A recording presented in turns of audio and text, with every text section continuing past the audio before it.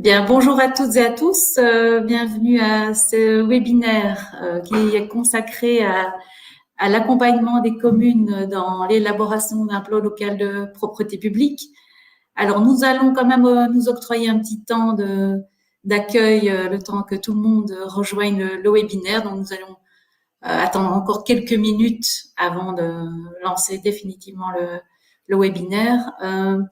Peut-être que certains sont déjà coutumiers avec la fenêtre de chat. On peut déjà vous inviter à vous rendre sur cet espace qui est un espace d'échange pour vous demander de simplement décliner qui vous êtes, parce qu'en fait, on a des adresses mail, mais on ne sait pas trop parfois de quelle commune ou de quelle institution vous venez. Donc, c'est l'occasion avec cette fenêtre de chat de vous manifester, de vous faire connaître auprès de nous pour nous dire voilà, de quelle commune, de quelle structure vous venez.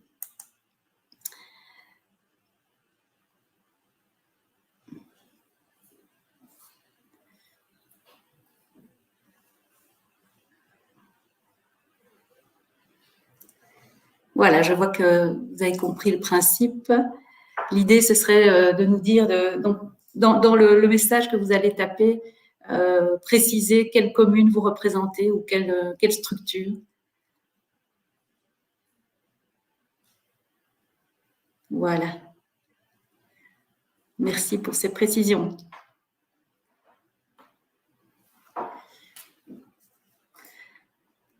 Donc, pour ceux qui n'auraient pas encore trouvé la fenêtre de chat, c'est en bas à droite de votre écran. Donc, vous avez différents onglets. Vous voyez apparaître le nombre de participants, l'onglet questions et l'onglet chat tout à fait à droite. Quand vous cliquez sur cet onglet, vous avez la possibilité de poser, en tout cas d'écrire un petit texte, en l'occurrence ici, vous présenter en tant que commune ou autre structure. Je vois que nous avons même une personne qui vient des Hauts-de-France et qui nous suit lors de ce séminaire.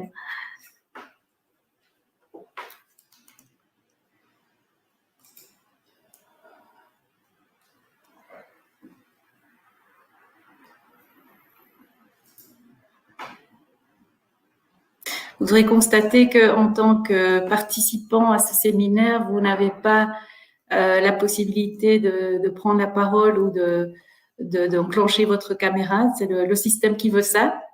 C'est parfois frustrant, mais donc, pour votre information, seuls les intervenants donc, sont autorisés à prendre la parole et à intervenir sur scène. Donc, le jargon pour ce type d'événement. Ce qui explique que voilà, on a pour compenser cette absence de vision de caméra, vous avez la possibilité d'utiliser cette fenêtre de chat. Alors, comme je l'expliquerai encore tout à l'heure, vous aurez aussi la possibilité de nous poser des questions, plus alors sur des contenus liés à ce webinaire. Donc, autre possibilité d'échanger avec nous. On sera attentif, bien sûr, à ce que vous voudrez faire passer comme message et aux questions que vous voudrez nous poser au fur et à mesure du déroulé de la séance.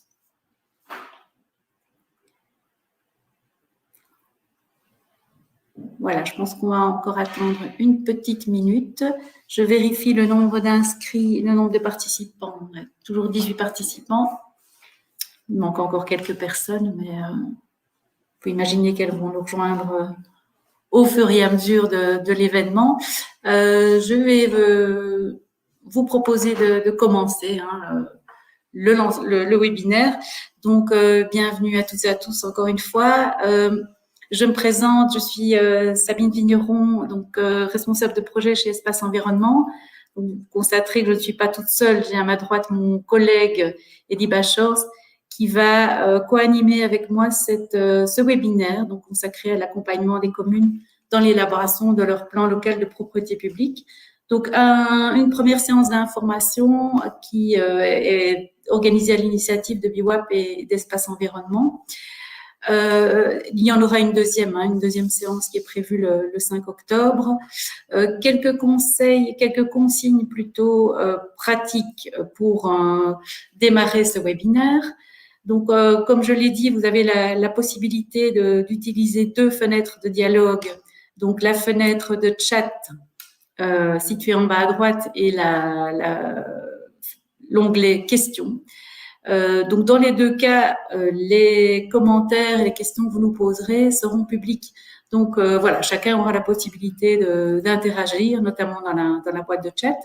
Et quant aux questions, donc nous serons attentifs à ce que vous allez poser comme question tout au long du séminaire, tout au long du webinaire, pardon, et nous prendrons un temps à la fin du webinaire pour y répondre en fonction des questions qui sont les plus prioritaires et les plus redondantes. Alors, ce webinaire est enregistré pour pouvoir être ensuite diffusé si vous le souhaitez. Donc, enregistré, et vous recevrez donc après la fin du webinaire le lien pour pouvoir accéder à ce webinaire et le diffuser le cas échéant. Alors, on va tout de suite rentrer dans le vif du sujet avec l'ordre du jour du webinaire. Donc, nous allons commencer par vous présenter les contextes et les objectifs du plan local de propreté publique, en précisant aussi le rôle des élus et des référents, les référents PLP. Nous vous présenterons aussi l'équipe d'accompagnement qui sera à votre service pour élaborer ce PLP si vous décidez, on l'espère vivement, de vous inscrire dans cette démarche. Donc, on va aussi expliquer brièvement le parcours d'accompagnement, puisque bon, notre équipe a été constituée pour vous accompagner dans l'élaboration du PLP, les outils qui seront à votre disposition, quelques points d'attention qui sont aussi basés sur l'expérience que l'on a déjà eue dans l'accompagnement d'une 60aine de communes dans l'élaboration de ces PLP. Et pour rendre un côté un peu plus vivant et interactif à notre présentation, nous aurons aussi le témoignage de communes, donc en l'occurrence les communes d'Erqueline et de Verviers. Et puis on clôturera donc voilà par quelques dispositions pratiques à prendre suite à cette séance d'information, pour voir concrètement comment vous devez procéder pour impulser ce PLP. Et on prendra aussi un temps pour les questions-réponses, questions qui auront été identifiées lors du temps d'échange dans la fenêtre de questions. Alors, je vais tout de suite passer la parole maintenant à BWAP. Je crois que c'est Julie Eckhout qui va intervenir pour vous présenter les contextes et objectifs des PLP. Merci Sabine. Donc je me présente, Julie Eckhout, chef de service et de projet chez BWAP. Donc ici je vais un petit peu vous faire un petit historique le rappel de d'où sortent les PLP. Donc en fait en mars 2018 il y avait le nouveau plan wallon des déchets ressources qui a été adopté, et dans ce plan wallon ressources il y a eu un cahier, le cahier numéro 5, qui était vraiment dédié à la gestion de la propreté publique.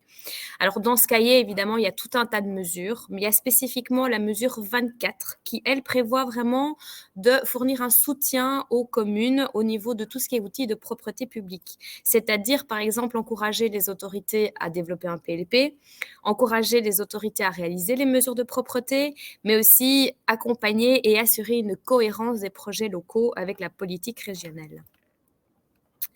Alors, dans ce cadre, en fait, la Wallonie a commencé à prévoir de soutenir toutes les communes dans la mise en œuvre de ces actions. Donc, il y a eu 2 appels à projets pour l'élaboration de PLP qui ont été créés. Un premier appel à projet en 2018 où on a eu 60 communes qui ont participé, et puis un deuxième appel à projet en 2021 où là, on a 22 communes qui ont participé. Mais une fois qu'on a créé un PLP, on peut aussi évidemment le mettre en œuvre. Et donc, en 2020, il y a eu le lancement de la première subvention, le premier appel à projet pour la mise en œuvre des PLP, qui évidemment concernait les communes qui s'étaient lancées en 2018. Alors, pour un petit peu simplifier les choses pour les communes et ne plus être avec des appels à projets, le 24 novembre 2022, il y a un arrêté du gouvernement wallon qui a été adopté, et donc qui permet aux communes de bénéficier de subventions quand elles le souhaitent, afin de mettre en œuvre, de se lancer dans ces PLP. Et donc, il y a 3 subventions possibles à l'heure actuelle. C'est 1 000 € pour la réalisation de 4 campagnes de mesures de propreté publique, 2 000 € pour l'élaboration d'un plan local de propreté selon évidemment l'annexe de la GOE, donc c'est un peu ça qui nous concerne aujourd'hui, et puis 1 000 € annuels pour la remise d'indicateurs et le suivi des actions et des indicateurs de ce PLP. Alors, vous recevrez évidemment à la fin le PowerPoint qu'on vous présente aujourd'hui. Vous voyez en dessous, arrêté du gouvernement et circulaire. Ce sont 2 liens sur lesquels vous pourrez cliquer et ce qui vous amèneront directement à la GOE et à la circulaire qui concerne le PLP. Alors, juste un petit peu des chiffres pour un petit peu identifier les choses. Donc, on a eu 65 communes qui ont à l'heure actuelle créé un plan local de propreté, qui ont un plan local approuvé de propreté. On a plus ou moins 1040 actions qui ont été envisagées dans ces 2 appels à projets. Il y a évidemment les 5 piliers de la propreté publique qui font partie des actions qui vont être identifiées par les communes. Et il y a le nouvel AGOE qui a été démarré en 2022. Alors, quel est l'objectif d'un plan local de propreté? L'idée, évidemment, c'est de se doter d'une vision stratégique en matière de propreté publique, mais à l'échelle du territoire communal. Donc, c'est plus faire ces petites actions comme ça, comme on le veut. Il faut vraiment avoir une vision qui est globale et en impliquant l'ensemble des acteurs et des services concernés et en se basant sur un diagnostic préalable. Donc, ça, c'est vraiment le leitmotiv d'un plan local de propreté.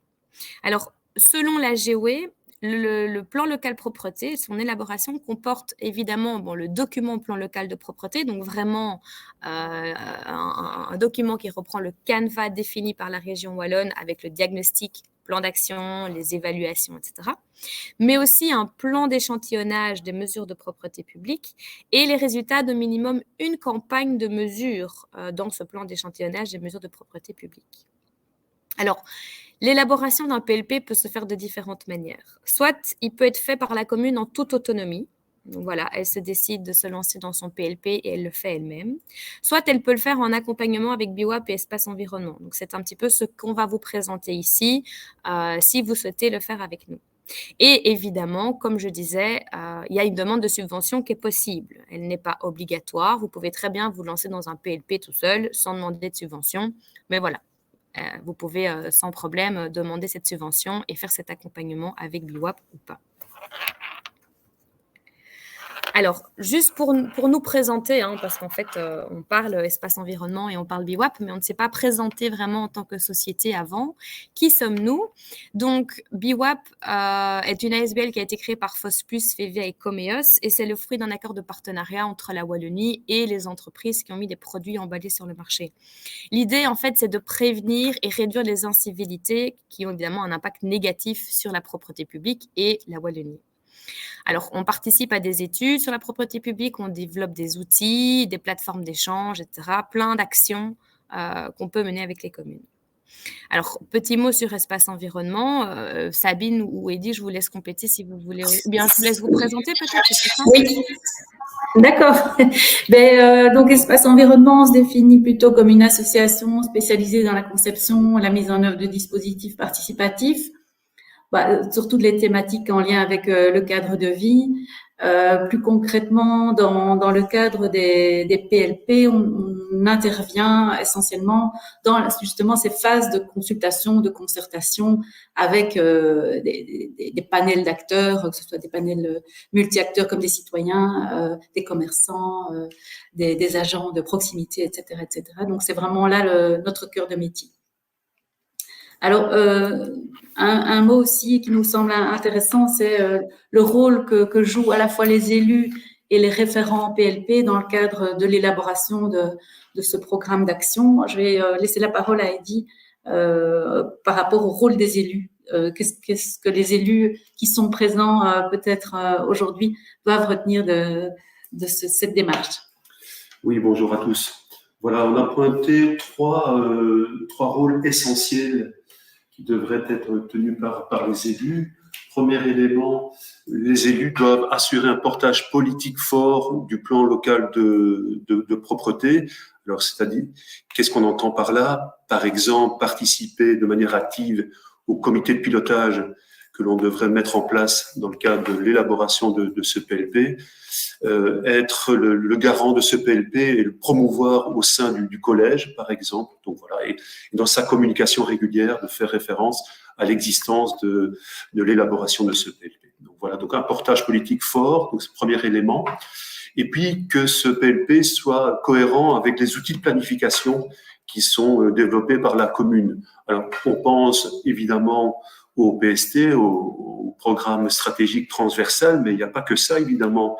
On peut penser aussi, si vous êtes dans des dynamiques zéro déchet, voilà, de faire des cohérences, de faire des passerelles entre ces différents programmes soutenus par la commune. Et puis, je pense, pour terminer, un rôle essentiel. La propreté publique, c'est complètement transversal par rapport à toutes les politiques publiques menées par les communes.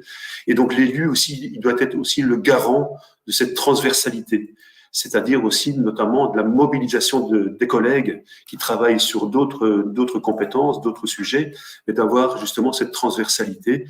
Parce que l'intérêt d'un plan local, par exemple, c'est de mobiliser l'élu qui est en charge de l'enseignement, par exemple, du sport, des infrastructures, de la mobilité, etc., etc. Donc, vraiment un rôle essentiel de l'élu. Donc, l'idée, c'est de le placer directement dans la boucle pour qu'il collabore justement avec les techniciens qui seront en charge de la rédaction du PLP. C'est le prochain slide que l'on voulait vous présenter.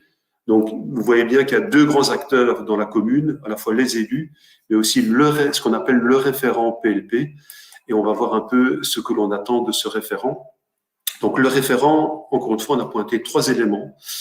Dans un premier temps, c'est récolter les informations utiles pour constituer le diagnostic du plan local de propreté.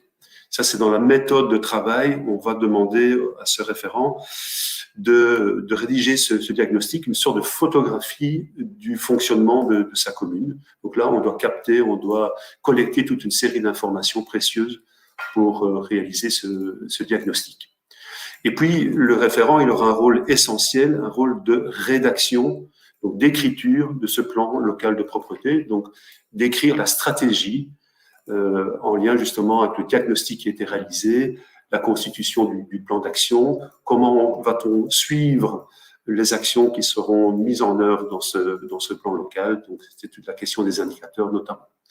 Donc, deuxième mission pour ce référent, rédiger, et vous verrez, on en reparlera tout à l'heure, que c'est une tâche relativement ardue et qui demande du temps, qui est relativement chronophage.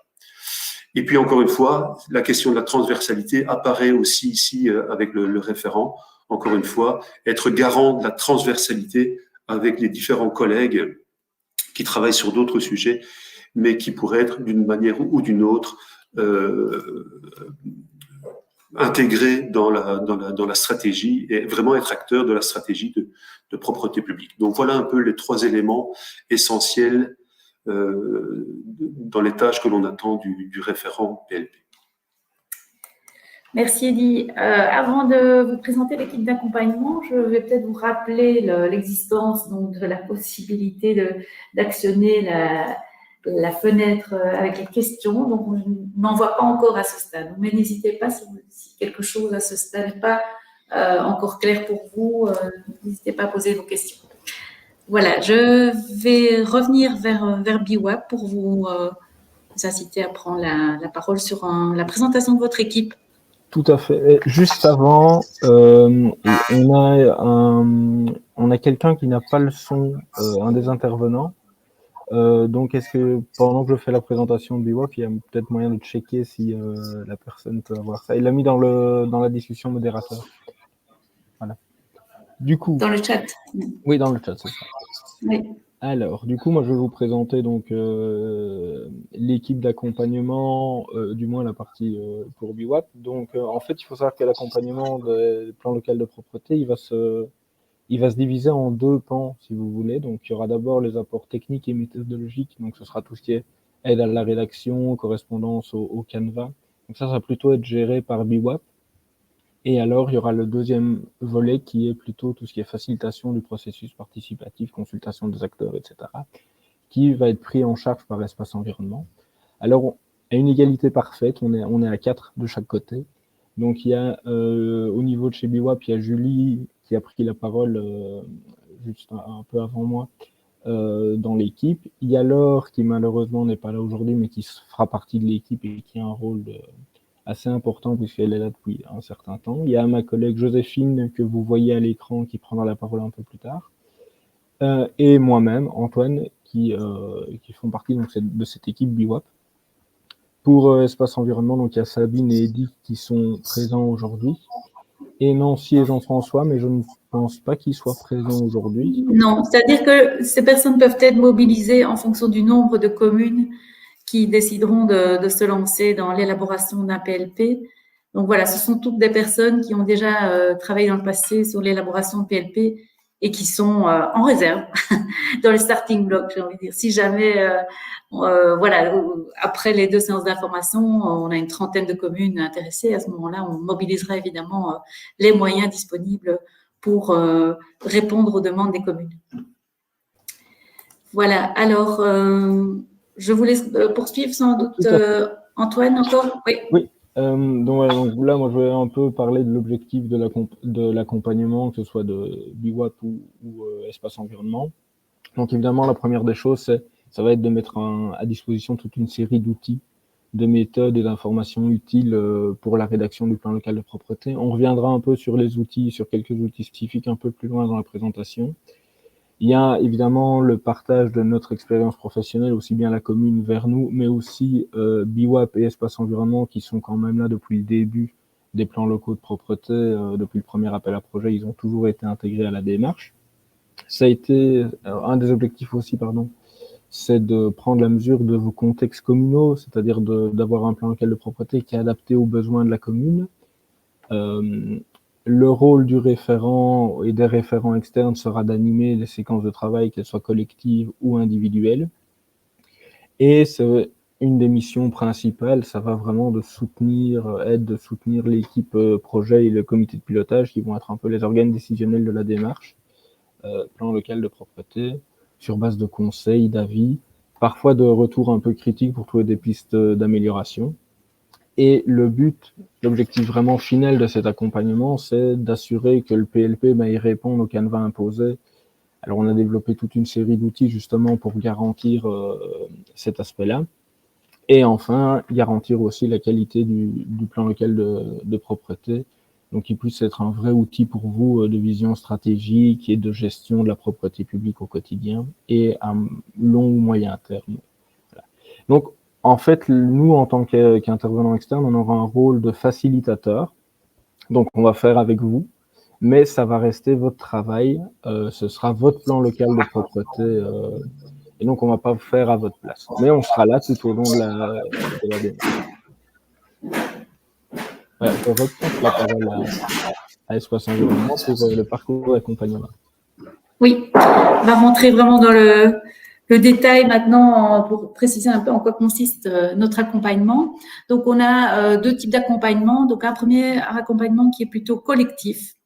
Donc, vous voyez, en fait, on a prévu 2 séances d'information. Donc, il y a ce webinaire aujourd'hui, il y en aura un autre le 5 octobre. Et ensuite, il y aura une phase de dépôt de candidature. Donc, vous avez jusqu'au 27 octobre pour déposer votre dossier de candidature. Avec une remarque importante, c'est que ce dossier doit être aussi validé par le collège. Donc, une date à retenir ce 27 octobre. Ensuite, on va avoir un certain nombre de réunions, à la fois des réunions formatives pour vraiment vous donner les outils pour vous permettre d'élaborer le PLP, mais aussi des réunions de réseau. Avec l'expérience, on s'est rendu compte que les communes étaient très demandeuses de pouvoir échanger avec d'autres sur les bonnes pratiques, les idées d'action, les conseils plus pratico-pratiques pour décliner des fiches d'action, etc. Donc, on a prévu aussi des réunions de réseautage. Important de savoir, mais ça, j'y reviendrai tout à l'heure, mais que la première réunion formative est déjà planifiée le 9 novembre. voilà, une première date à retenir, ainsi que la première réunion de réseau qui est programmée le 11 décembre. Alors, en plus de cet accompagnement collectif, vous aurez la possibilité de faire appel à nous pour un accompagnement à la carte, qui ce sera un accompagnement individuel qui lui est tout à fait optionnel. Mais l'idée, c'est vraiment de permettre aux communes qui ont besoin d'un petit coup de pouce pour l'une ou l'autre tâche, l'une ou l'autre activité, de faire appel à notre équipe, donc BIWAP Espace Environnement. Alors, la date ultime de remise du PLP, de dépôt du PLP en vue d'une validation par la région, ce sera fin juin 2024. Voilà, ça c'est le parcours tel qu'on l'a organisé. On va peut-être revenir un peu en détail maintenant sur le parcours collectif pour expliquer en quoi consistent ces séances, à la fois séances formatives et séances de réseautage. Donc, la première séance prévue le 9 novembre, donc ce sera le 9 après-midi, pour être plus précis encore, mais bon, on reviendra vers vous sur base des demandes que nous recevrons d'ici la date limite de dépôt des dossiers de candidature. Donc, une première séance qui se fera à Namur avec donc comme animateur BIWAP et Espace Environnement en présentiel avec la possibilité de participer ou en tant qu'élu ou en tant qu'agent communal. Donc, c'est une réunion qui sera ouverte à tous, en tout cas les communes qui ont confirmé leur volonté de s'engager dans l'élaboration d'un PLP. Et donc, l'objectif ici, c'est de commencer à parcourir les points clés de la méthodologie d'accompagnement, de rappeler le calendrier de déroulement et de faire le zoom sur le diagnostic de territoire et le plan d'échantillonnage Click4WAP. Donc, en fait, le diagnostic de territoire, c'est vraiment l'étape préliminaire à l'élaboration d'un PLP et elle est aussi conditionnée à l'utilisation d'un outil qui s'appelle Click4WAP et qui permet de mesurer la propreté sur certains tronçons, d'où la nécessité d'élaborer un plan d'échantillonnage. Donc là, cette séance est vraiment dédiée à l'explication sur tous ces aspects liés au diagnostic et au plan d'échantillonnage. Alors, évidemment, il y a déjà une possibilité, de par cette séance formative, d'avoir des échanges informels entre pairs, comme je disais, sur la possibilité aussi d'échanger sur des bonnes pratiques. Certaines communes ne nous ont pas attendus pour utiliser l'outil Click4WAP, par exemple, et donc c'est l'occasion aussi d'avoir des retours de ces communes. Voilà, alors donc ça, c'est une première date à retenir, donc la date du 9 novembre. Ensuite, nous aurons une première réunion de réseautage le 11 décembre. Oui, voilà, Sabine.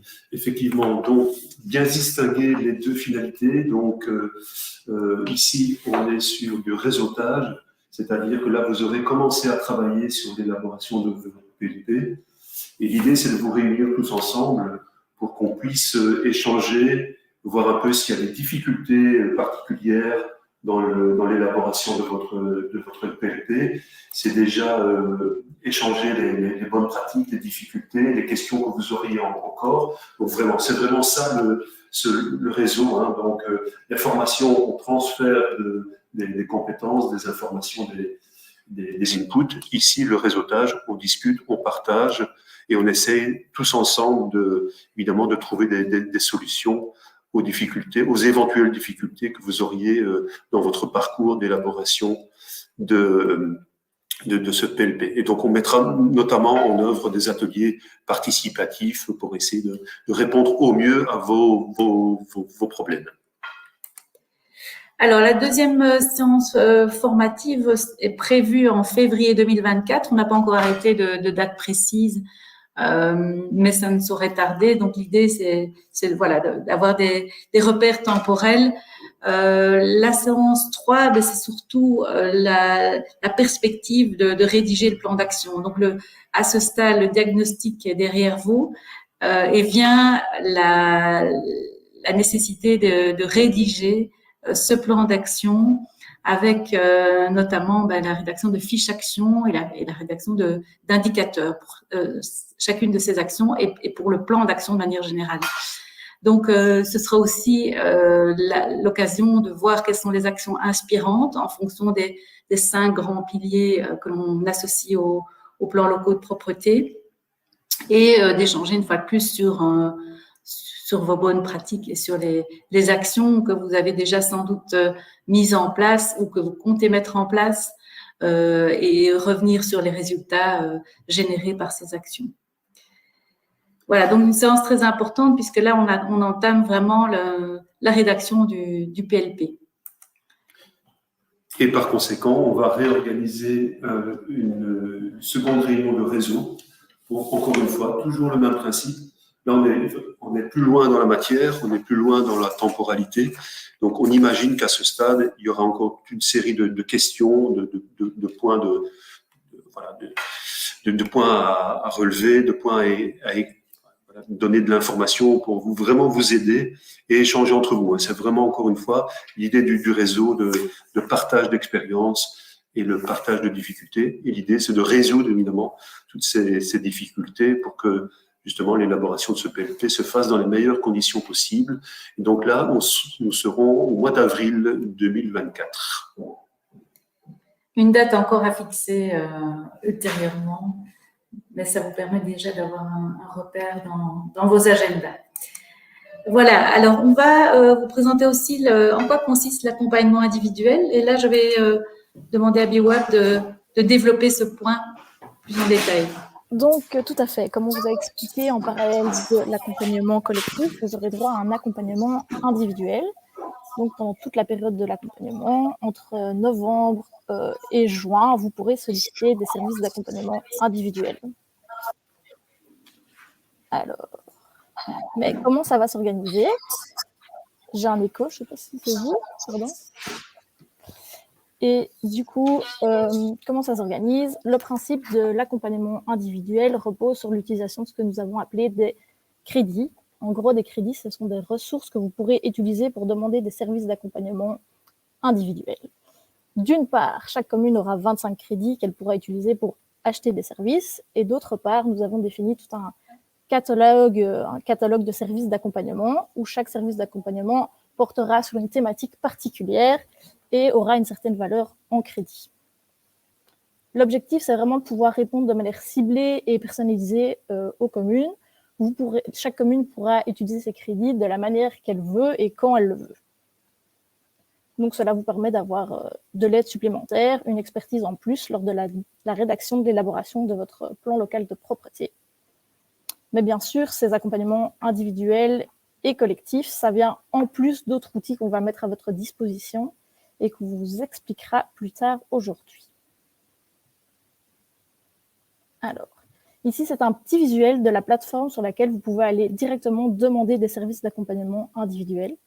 Sur cette plateforme, vous voyez donc que vous avez droit à 25 crédits et vous verrez où est-ce que vous en êtes dans le décompte de vos crédits en fonction des services d'accompagnement individuels que vous avez déjà commandés. C'est également sur cette page que vous aurez tout le catalogue précis de tous les services d'accompagnement individuels qui sont disponibles. Ce qu'il faut savoir, c'est que tous les services d'accompagnement individuels disponibles ont été créés sur base des informations demandées par la région wallonne pour élaborer un plan local de propreté. Donc, si je prends un exemple, dans le cadre de la subvention pour l'élaboration d'un plan local de propreté, la région wallonne demande de réaliser une analyse à FOM. Vous êtes en train de rédiger votre plan local de propreté et vous bloquez, vous avez besoin d'aide, vous ne savez pas trop par où aller, vous avez besoin d'un avis. Et bien alors là, on vous invite à aller sur la plateforme, à aller voir dans le catalogue de services d'accompagnement et directement sur cette plateforme, vous pourrez voir « Ah, je vois un service d'accompagnement individuel qui est aide à la réalisation d'une analyse à FOM ». Donc, moyennant l'utilisation de 4 crédits, vous aurez droit à ce service personnalisé. Vous pourrez directement le réserver en ligne en cliquant sur le lien, en mettant « Je réserve ce service ». Et là, par la suite, il y a une personne de BWAP ou d'Espace Environnement qui vous recontactera pour définir de manière pratique comment on va vous aider à atteindre cet objectif. Je passe la parole à mon collègue.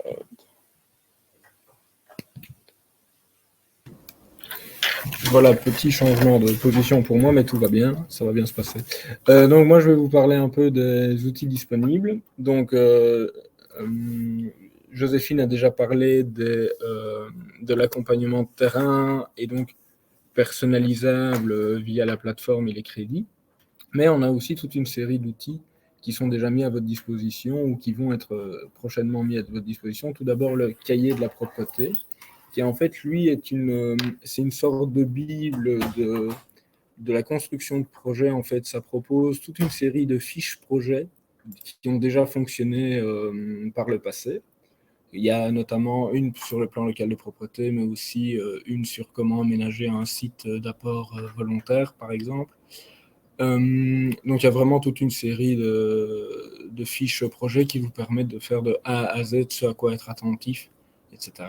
Il y a le guide plan local de propreté qui, lui, va être bientôt disponible. On est en train de le finaliser. Et en fait, lui, ça va être le but, c'est d'être un guide d'aide à la rédaction, mais aussi à l'utilisation de la plateforme informatique qui a été développée par BWAP. Donc ça, il sera prochainement disponible. Vous serez sans doute les premiers au courant si vous vous engagez avec nous lors de sa sortie. Et alors, ça me permet de faire une transition parfaite vers la plateforme informatique qui a été en fait développée par BWAP afin de faciliter le travail de rédaction.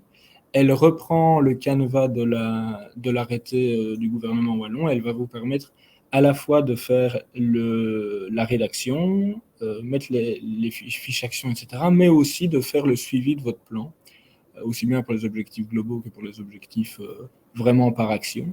Et c'est vraiment une plateforme qui a été développée pour être user-friendly le plus possible, donc vraiment vous faciliter le travail. Alors, on a d'autres applications numériques que vous connaissez peut-être déjà et que certains d'entre vous utilisent peut-être aussi, comme Click4WAP, qui va vraiment permettre de faire des mesures de propreté et donc d'avoir des données quantitatives sur la propreté au sein de votre territoire. Et l'application Propreté, qui est une autre application qui, elle, va à la fois vous permettre d'avoir une cartographie de vos poubelles publiques, mais aussi d'autres infrastructures telles que des cendriers publics et des choses comme ça. Vous allez aussi pouvoir faire toute une série d'observations sur ces poubelles ou sur ces cendriers-là, donc aussi avoir un peu de quantitatif, mais aussi avoir l'historique de vos poubelles et avoir un plan d'aménagement de vos poubelles. Donc ce sont des outils qui sont très intéressants et dans le cadre d'un plan local de propreté, notamment pour tout ce qui est le suivi et la comparaison des actions et des indicateurs chiffrés. Donc voilà, je pense que c'est tout pour les outils. Et donc, je repasse Merci. Oui. Merci Antoine.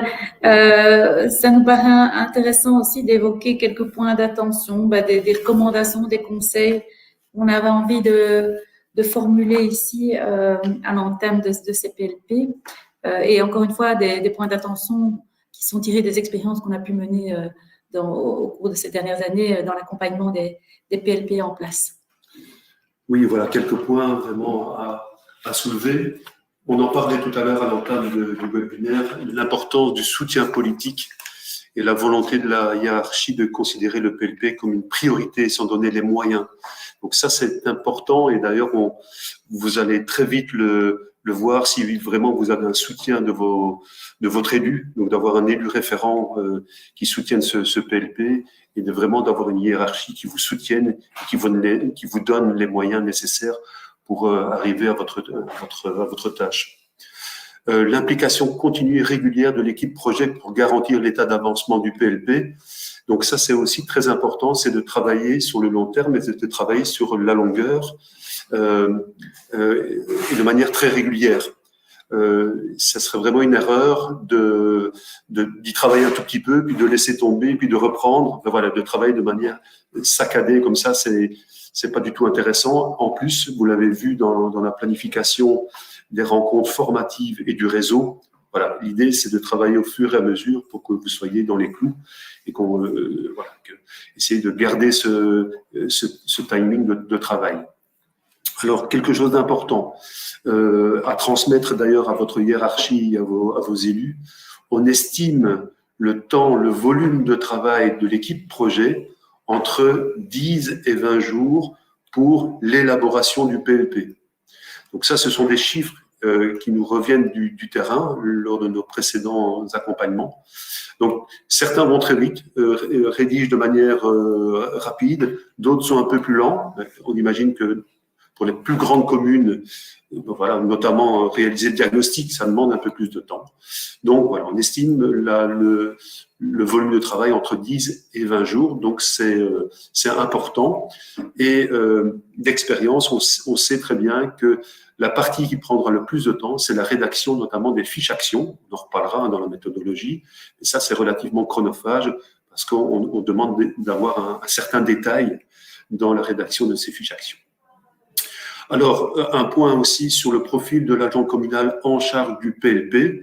Voilà. Quelles sont ces qualités qu'il devrait avoir? Eh bien, une qualité évidemment importante, c'est une capacité rédactionnelle, parce qu'il sera à la manœuvre sur l'écriture de ce PLP, d'avoir une bonne connaissance de son territoire, du fonctionnement de son territoire, d'avoir une vision stratégique du fonctionnement, encore une fois, de son territoire, quels sont les acteurs intéressants à mobiliser dans le cadre de ce PLP notamment, et évidemment d'avoir aussi cette capacité de travailler en transversalité avec les autres services communaux.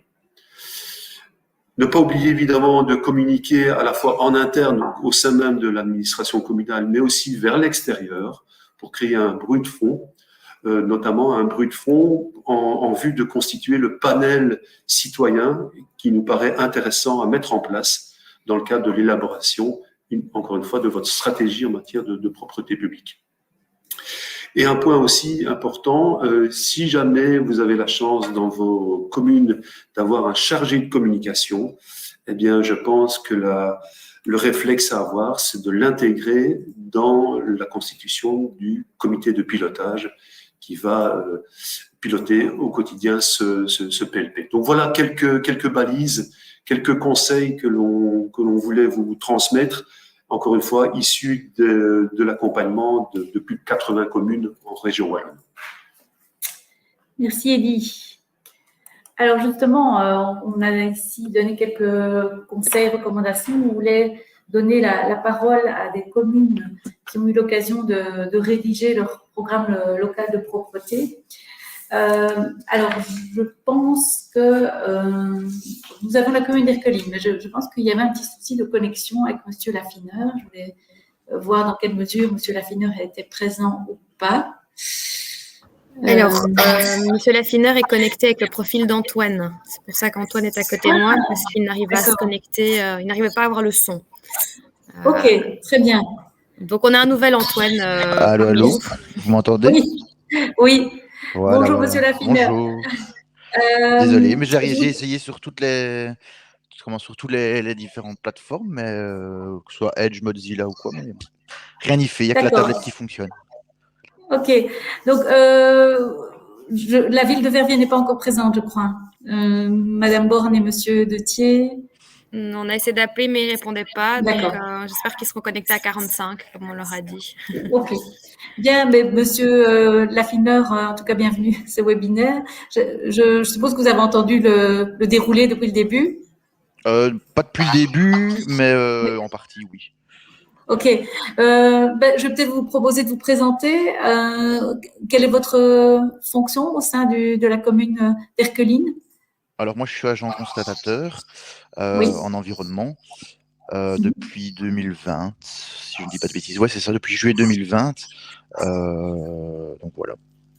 Ok, donc en tant qu'agent constatateur, vous avez été impliqué dans l'élaboration du PLP. C'est ça. Expliquez-nous un donc, peu. Donc moi, j'étais la personne référente au sein de l'administration. Oui.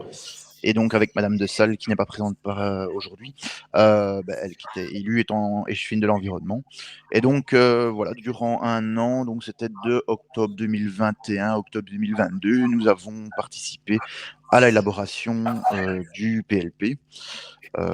Donc, quelle était la motivation initiale de la commune? Qu'est-ce qui Alors, il y avait deux motivations. Que...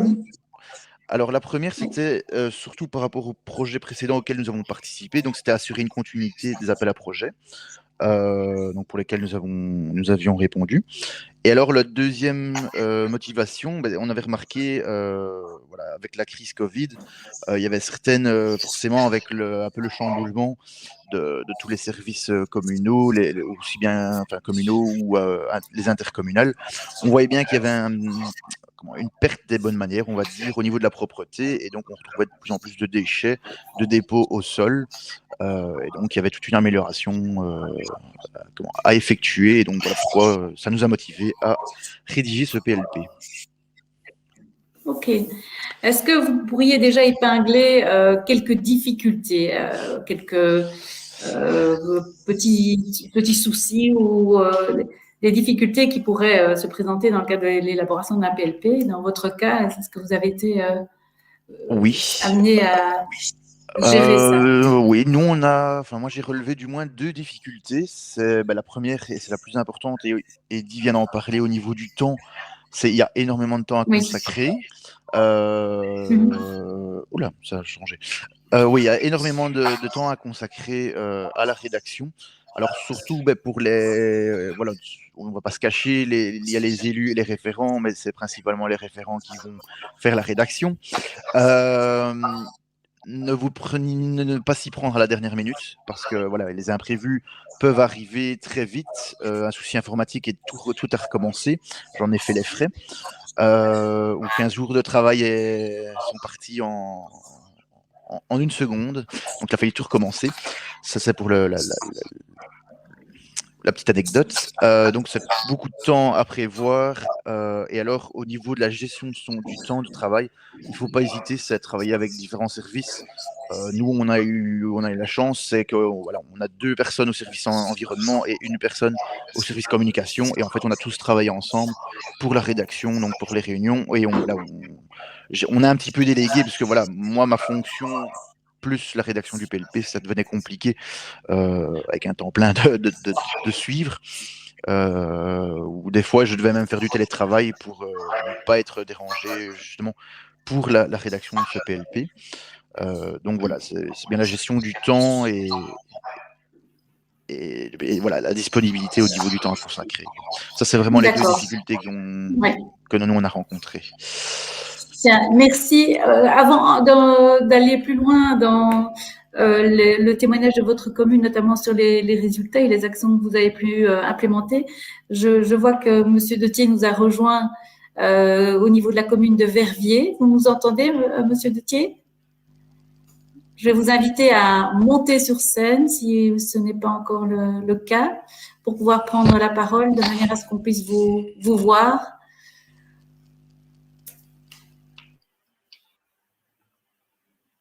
Alors, Monsieur Dethier, est-ce que vous nous entendez? Parce que moi, je vous vois dans la liste des participants, donc en principe, vous avez la possibilité de monter sur scène. Si ce n'est pas le cas, alors je poursuis l'entretien avec Monsieur Laffineur.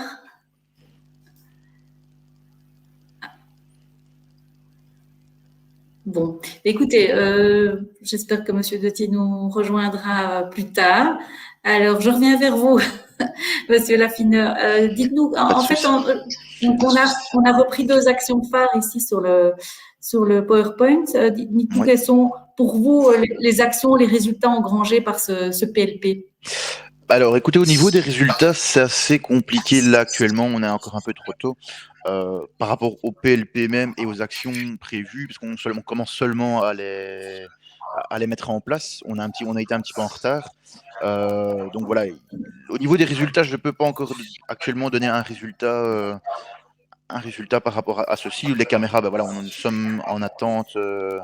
Voilà, on n'a toujours pas le matériel. Le marché a été fait, mais on n'a toujours pas le matériel. Les poubelles, voilà, ici, les poubelles, c'est en cours. Mais au niveau des actions, des 13 actions, parce que nous, on en avait 13 dans notre PLP, je dirais que celle qui est clôturée, c'est la première, donc c'était la pose et la signalisation de Mégobac. Mais on n'a pas encore effectué de résultats. Ils ont été mis ici durant les vacances, quoi. Donc c'est assez compliqué là actuellement de donner un premier diagnostic sur base depuis la rédaction du PLP. Mais voilà, je pense que d'ici début 2024, ça sera déjà plus facile. Ok. Alors, merci. Je vais passer maintenant la parole à Monsieur Olivier. Pardon, je regarde les petites notes. De la commune de Verviers. Vous êtes accompagné par Karine Borne. Bonjour. Vous m'entendez bien? Cette fois-ci, oui, on vous entend. Voilà, je vais vous poser aussi quelques questions pour nous permettre d'avoir un témoignage de vive voix d'une commune qui a pu élaborer son PLP il y a un certain temps déjà. Dites-nous alors pour la ville. Ah là, c'est nous qui nous entendons plus. Vous avez coupé votre micro, voilà. Voilà, pardon. Voilà, comme la commune de Verviers nous a rejoint maintenant, je vais vous poser la question aussi sur la motivation d'une ville comme Verviers pour se lancer dans l'élaboration d'un PLP. Quels ont été pour vous les éléments moteurs? Oui, ben voilà, de manière classique, je pense comme beaucoup de communes, on a pas mal de problèmes et de plus en plus de problèmes environnementaux, de salubrité publique et de dépôts sauvages, en fait, un peu partout. Et donc, c'est vraiment ça qui nous a motivés au départ pour pouvoir se lancer dans la manœuvre. C'est vrai que ça a pas mal d'avantages, au moins de pouvoir se poser aussi sur faire un bilan de la situation actuelle, voir toutes les difficultés qu'on a et pouvoir justement trouver des outils de plus en plus adaptés pour pouvoir combattre ces incivilités, ces infractions environnementales qui sont vraiment, franchement plus nombreuses maintenant. On a eu évidemment, comme vous le savez, des inondations en 2021 qui n'ont pas arrangé non plus la manière de fonctionner de certaines personnes dans certains quartiers. Donc ça a aggravé un peu les choses aussi à ce niveau-là. On est passé au conteneur enterré pour certains quartiers, donc pour la collecte des déchets ménagers résiduels. Donc, ces conteneurs enterrés n'ont pas toujours donné satisfaction au niveau de la qualité du produit. Donc, c'est pas toujours évident de pouvoir dire qu'ils vont tous en permanence. Et donc, malheureusement, c'est aussi un facteur qui a aggravé un peu les choses au niveau de Verviers. Donc, voilà, tout ça fait que, effectivement, nous sommes quand même une commune de plus de 55 000 habitants, donc ce n'est pas une petite ville. Et donc, on a pas mal d'endroits, je vais dire, assez ciblés, ça, heureusement, où on a des problèmes de salubrité publique. Donc voilà, c'est vraiment ce qui nous a motivé au départ pour se lancer dans la démarche. Oui, donc un contexte, on l'avait évoqué, il y a eu la crise du Covid, vous avez eu aussi la crise, les inondations qui ont frappé chez vous, avec pas mal d'incivilités, une recrudescence de comportements inciviques. On a évoqué en termes de difficultés dans l'élaboration d'un PLP la question du temps. Est-ce que cette question s'est posée chez vous aussi? Est-ce que ça a été une difficulté pour vous de consacrer du temps à ce travail d'élaboration du PLP? Oui, c'est comme pour toute nouvelle action ou, je veux dire, étude d'ampleur, il faut prendre le temps. Malheureusement, on n'en a pas toujours, pas souvent. Et donc, oui. Mais ça, je vais laisser la parole à ma collègue Karine qui a vraiment, elle, été à la manœuvre de la rédaction du plan. Donc, comme ça, vous avez son écho à elle. Oui, nous, on a dû le rédiger en plein Covid. J'étais même en quarantaine, mais je n'avais rien. Mais bon, heureusement, parce qu'il n'y avait pas encore le télétravail, donc j'ai pu le rédiger en étant une semaine chez moi et je n'ai fait que ça. On a été aussi dans le rush pour le faire, parce qu'au départ, j'avais trouvé que les consignes de base étaient un peu vagues et comme on avait, après cette réunion avec vous, on n'avait pas toujours le temps de refaire un topo avec notre échevin et mon responsable, voilà, quand on a dû le rédiger pour le renvoyer fin octobre 2020, moi je crois que je l'ai rédigé en une semaine non-stop, juste 2 semaines avant de le renvoyer. Donc c'était vraiment dans le rush et voilà, et on a eu aussi des petits problèmes pour avoir des informations d'autres services, c'était assez difficile à recueillir parce que tout le monde est débordé, on n'a pas toujours le temps à consacrer à tout le monde. Donc ça, c'était un peu problématique même en interne. Et voilà, oui. Et donc aussi la redondance, je trouvais qu'il y avait des questions d'emploi local de propriété qui se répétaient assez, donc c'était pas toujours évident. Donc on l'a fait, mais c'était vraiment dans le rush. Oui, oui. Et vous évoquiez une semaine complète pour la rédaction. Il y a aussi eu tout un travail de diagnostic, j'imagine, auparavant, qui a nécessité également du temps. Vous serez en mesure de quantifier ce nombre de jours. De notre côté, on avait estimé je pense que tu as parlé de 10 jours, 20 jours. Entre 10 et 20, oui. Une fourchette de 10 à 20 jours pour la rédaction d'un PLP. Est-ce que vous confirmez cette moyenne de jours? Oui.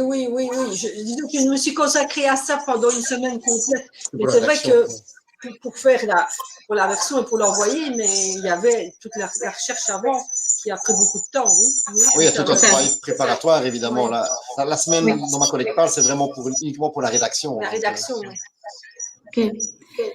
Et en termes d'action, chez vous, quelles sont les actions phares de votre PLP? Donc, on en a retenu deux par rapport aux problématiques qu'on a, nous, identifiées chez nous.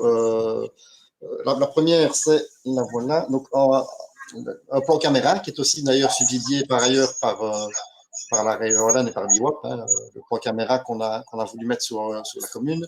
Donc, on a fait ici une première phase où on a prévu 17 ou 18 caméras à placer justement au point d'apport volontaire. Donc, c'est vraiment les points névralgiques où on constate pas mal de dépôts sauvages. Donc, tout ce qui est bulles à verre enterrées, bulles à verre classiques, les conteneurs enterrés dont je vous ai parlé tout à l'heure pour les déchets résiduels, qui posent vraiment pas mal de problèmes, surtout je veux dire la partie centre de la ville, le centre élargi, on va dire. Et donc, c'est vraiment là-dessus qu'on a voulu focaliser les caméras dans un premier temps. Je ne dis pas qu'après, on ne va pas étendre à d'autres endroits plus problématiques. Mais c'est vraiment la priorité ici, c'est de mettre un point caméra sur ces endroits-là. Et donc, sur les 18 caméras prévues dans la première phase, on en a passé 7 actuellement. Et donc, on est en train de faire des démarches pour pouvoir… là aussi, on rencontre pas mal de difficultés de timing, les hommes chez nous au niveau de l'informatique ou des ouvriers au niveau de maintenance pour tout ce qui est le câblage, etc. Ça pose pas mal de soucis de disponibilité, voilà, j'y arrivais. Et donc, voilà, on fait avec les hommes qu'on a, le temps qu'on a, et on essaie d'externaliser aussi une partie. C'est ça qu'on travaille ici actuellement pour pouvoir justement arriver à la première phase de 18 caméras sur le territoire. Mais on pense déjà, vu quand même le succès de la manœuvre, d'étendre le système de caméras à d'autres quartiers de la ville et vraiment un peu étendre le système. Donc ça, c'est une des premières actions phares, je veux dire, pour propreté. Oui. La deuxième, c'est une sorte de brigade d'intervention rapide, comme on appelle ça. C'est-à-dire que les chefs souhaiteraient, parce que ce n'est pas encore tout à fait l'application, mais on y travaille, avoir vraiment une vision, enfin que les citoyens en tout cas aient la vision du travail qu'on fait de manière très rapide. C'est-à-dire qu'on constate un dépôt, on envoie rapidement une équipe technique pour aller fouiller et ou pour ramasser, mais ce n'est pas spécialement le fait de ramasser rapidement qui est important, c'est le fait que les citoyens puissent identifier le fait qu'on a pris le problème en compte. Et ça, entre le moment où le dépôt est fait et le moment où on intervient pour simplement aller fouiller et mettre un autocollant pour dire que c'est fouillé, là, il faut améliorer le timing. Et là, toutes les équipes, évidemment, sont mobilisées. On a des agents constatateurs, on a une équipe technique qui va pour ramasser. Et après, il y a vraiment tout un travail de communication aussi par rapport aux citoyens. Donc, toutes ces étapes-là, on voudrait vraiment les condenser dans un timing le plus court possible pour que les gens se rendent bien compte. La plupart sont vraiment ça bras le corps. Voilà. Ok, la fin de votre intervention a été un petit peu hachée. J'avais juste une question. Comment est-ce que les citoyens font part auprès de la commune des problèmes d'incivilité pour pouvoir permettre à la brigade d'intervenir? Oui, ben, en fait, on a pas mal de biais par lesquels les citoyens peuvent nous contacter. On a un numéro vert gratuit, environnement. On a le téléphone classique, on a les mails. On a aussi une application qui permet aux citoyens directement sur le site de la ville d'aller pointer les soucis et de nous envoyer une demande. Donc ça, c'est aussi assez nouveau. Mais évidemment, tout le monde ne fait pas cette démarche-là, mais c'est quand même un outil supplémentaire pour pouvoir le faire. Donc voilà, ça au niveau de la disponibilité des services par rapport à la récolte d'informations, on est assez bien pourvu par rapport à ça. Donc ça, les citoyens quand même apprécient. Et donc voilà, ils ont vraiment pas mal de moyens pour nous contacter. Très bien. Alors, une dernière question pour vous, c'est, voilà, on a autour de la table des personnes, des représentants de communes qui pourraient potentiellement se lancer dans l'élaboration d'un PLP. Quels seraient les conseils, les recommandations que vous auriez envie de leur dire aujourd'hui pour les inciter à se lancer dans cette démarche? Peut-être Monsieur Laffineur, on va commencer avec vous. Oui. Voilà, en fait, moi, mes recommandations, c'est un petit peu la même chose que. Enfin, je vais pas dire que c'est la même chose que mes difficultés, mais c'est surtout que le jeu en vaut la chandelle, sans rentrer vraiment dans les détails. Ça vaut le coup de le faire. C'est compliqué, mais à la fin, je dirais la satisfaction du travail accompli et d'une vue sur le travail qui sera à l'avenir effectué. Voilà, c'est quand même assez intéressant ce PLP. Donc voilà, moi ça je vous conseille vraiment de le faire. Et comme je l'ai dit, voilà, répartir les tâches, même après pour la réalisation des projets, surtout faites-le entre plusieurs services. Voilà, c'est très, enfin, moi, je vous le recommande fortement. Donc voilà. Très bien, ben on retiendra qu'il y a la satisfaction du travail accompli, même s'il y a un gros travail derrière qui est nécessité par cette démarche. Et aussi la nécessité, mais là ça a été un point soulevé par la ville de Verviers, de mobiliser les différents services concernés pour pouvoir avancer ensemble dans l'élaboration du plan et puis dans sa phase d'opérationnalisation. Je vais repasser la parole alors à Verviers, la ville de Verviers, pour nous dire, vous, quelles seraient vos recommandations, vos conseils pour les communes qui hésiteraient encore à se lancer dans l'élaboration d'un PLP?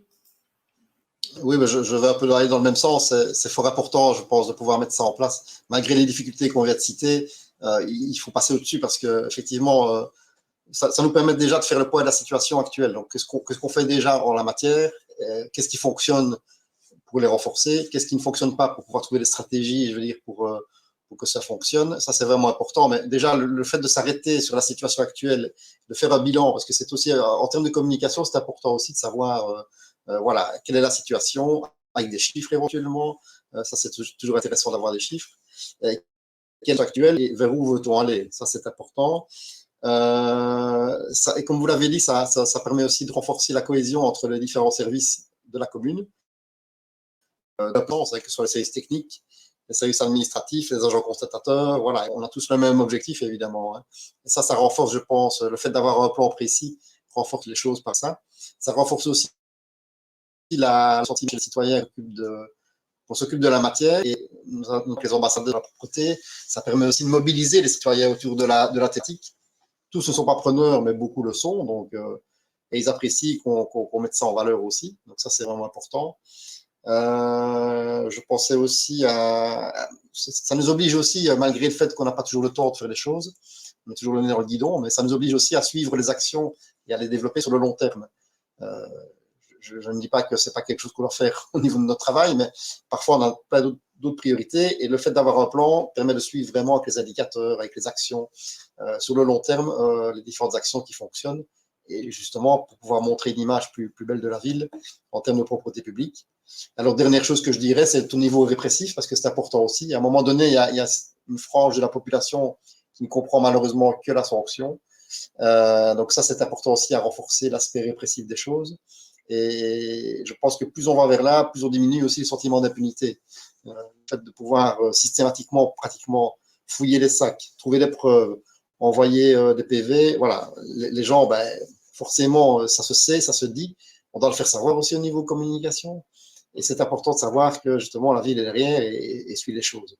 Et le sentiment d'impunité n'en est que plus diminué, ce qui n'est pas plus mal. Voilà, donc vraiment pour toutes ces raisons-là, et encore plein d'autres que je ne vais pas aborder ici, c'est important de pouvoir mettre ça en place et de pouvoir le suivre avec le temps qu'on a et avec les différentes disponibilités qu'on a, on est bien d'accord. Merci pour vos témoignages à tous les deux. Je ne vois pas encore de questions dans le chat. Donc, oui, quelqu'un voulait prendre la parole?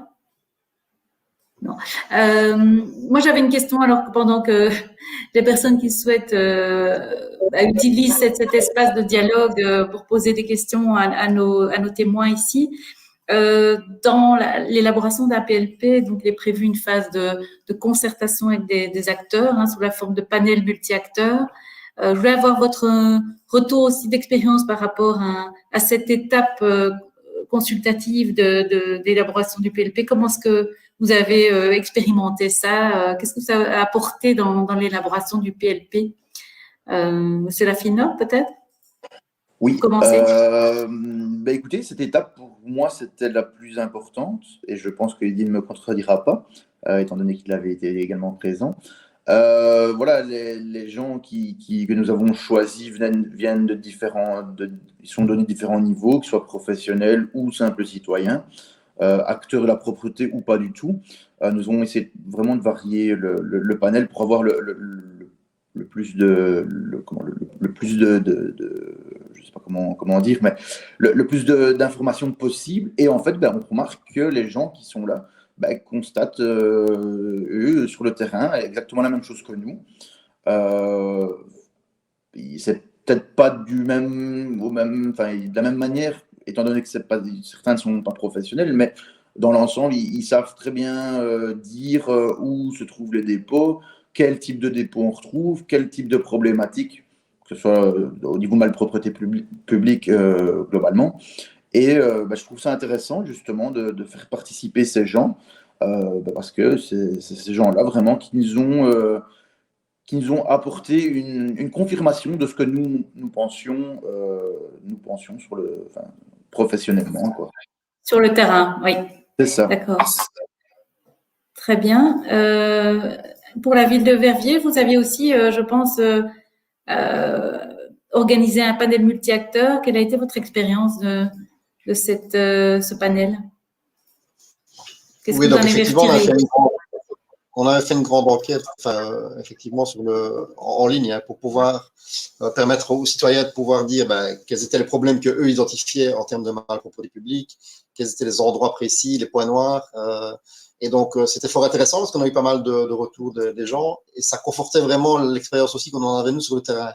C'est-à-dire que les points noirs sont revenus comme étant les points noirs qu'on avait également identifiés. Et ce qui est aussi assez intéressant à savoir, c'est que les propositions d'action et de solutions étaient quand même aussi fort tournées vers ce qu'on pensait déjà faire. Le plan caméra était un gros point parce que beaucoup de gens disaient qu'il fallait surveiller les points, pouvoir trouver les gens qui faisaient ce genre d'incivilité. Donc, vraiment, on a été écouté par rapport à ça dans les différentes actions qu'on a voulu mettre en place. Et c'est ce qu'on a fait par la suite. On a vraiment suivi ça. Donc, c'était vraiment intéressant d'avoir ce retour d'infos de la part des citoyens. Les services de la ville, en interne, c'était pareil. On avait vraiment les mêmes constats et les mêmes pistes de solutions, en tout cas. Ok, donc ces différentes phases de consultation vous ont permis d'imaginer des actions, en tout cas de vous conforter dans vos choix d'action. Oui, je ne vois. Si on avait eu des choses qui étaient complètement auxquelles on n'aurait pas pensé, c'est aussi l'occasion de pouvoir les mettre en place. Donc, ce n'est pas que dans ce sens-là, évidemment. Donc, c'est vraiment dans les deux sens. On est aussi ouvert, évidemment, à toutes les suggestions de la part des citoyens pour pouvoir améliorer les choses. Très bien, merci pour ce témoignage. Est-ce que du côté de BIWAP, vous avez des questions à poser à nos témoins? Parce que je pense que dans la fenêtre de questions, on n'a pas de questions précises à ce stade.